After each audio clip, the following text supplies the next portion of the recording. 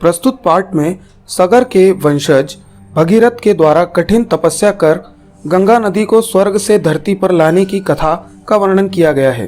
भारतवर्ष में बहुत सी नदियां हैं, उनमें से सबसे पवित्र व मुक्ति प्रदायिनी नदी गंगा है। लोग कहते हैं कि गंगा के दर्शन मात्र से ही मुक्ति प्राप्त हो जाती है। गंगा पहले धरती पर नहीं थी, भगीरथ के कठिन तप के फलस्वरूप गंगा धरती पर लाई गई। सूर्यवंश के राजा सगर थे। उन्होंने एक बार अश्वमेघ यज्ञ किया। यज्ञ के अंत में यज्ञ का घोड़ा यहाँ वहाँ भ्रमण करने लगा।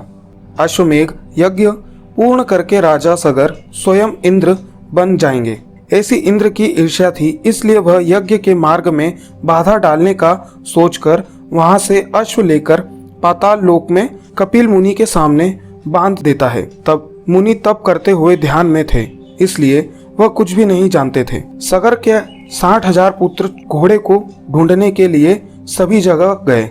अंत में पाताल लोक गए। वहां उन्होंने मुनि के सामने घोड़ा देखा। मुनि ही चोर है ऐसा सोचकर उन्होंने मुनि की निंदा की। क्रोधित मुनि ने उन सगर पुत्रों को क्रोध की अग्नि में जला दिया। वे भस्म रूप में वहां पाताल लोक में ही रह गए। उनकी सद्गति नहीं हुई। उनकी मुक्ति कैसे हो? पूर्वजों की मुक्ति वंशजों के प्रयत्नों द्वारा ही संभव है, ऐसा शास्त्रों में मत है। सगर के वंश में भगीरथ का जन्म हुआ। उसने अपने पूर्वजों को स्वर्ग ले जाने का निश्चय किया। जब गंगा का जल भस्म को स्पर्श करेगा तभी सगर पुत्रों के पापों का नाश होगा, ऐसा भगीरथ ने सोचा।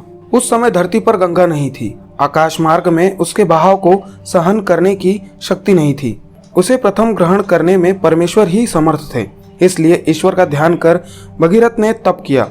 हजारों वर्षों बाद ही ईश्वर शिव ने आकाश गंगा को अपनी जटाओं में बांधने की स्वीकृति दी। तब आकाश गंगा घमंड से युक्त थी। यह ईश्वर शिव मुझे अपनी जटा में कैसे धारण कर सकते हैं, ऐसा उसने सोचा। नदी के घमंड को जानकर शिव ने उसे जटाओं में ही छिपा लिया। इससे नदी के जल की एक बूंद भी धरती पर नहीं गिरी। भगीरथ दुखी हो गए। उसने पुनः तप किया। शिव जी उसके सामने प्रकट हुए। हे ईश्वर, नदी को धरती पर भेजो, ऐसा भगीरथ ने प्रार्थना की। उसकी प्रार्थना को स्वीकार कर शिव ने गंगा का जल धरती पर भेज दिया। भगीरथ नदी को धरती से पाताल ले गया। पाताल लोक में बहती हुई गंगा ने सगर पुत्रों की भस्म को स्पर्श किया। सगर पुत्र स्वर्ग लोक को चले गए। इस प्रकार भगीरथ का प्रयत्न अपूर्व है। वह गंगा को धरती पर लाया। इस कारण ही आकाश गंगा का दूसरा नाम भगीरथ है। प्रयत्न के विषय में कहा जाता है कि नीच लोग विद्वानों के भय से कार्य प्रारंभ नहीं करते हैं। मध्यम लोग कार्य प्रारंभ कर विघ्न आने पर बीच में छोड़ देते हैं। उत्तम लोग बार बार विघ्न आने पर भी कार्य नहीं छोड़ते, अर्थात कार्य पूर्ण करते हैं।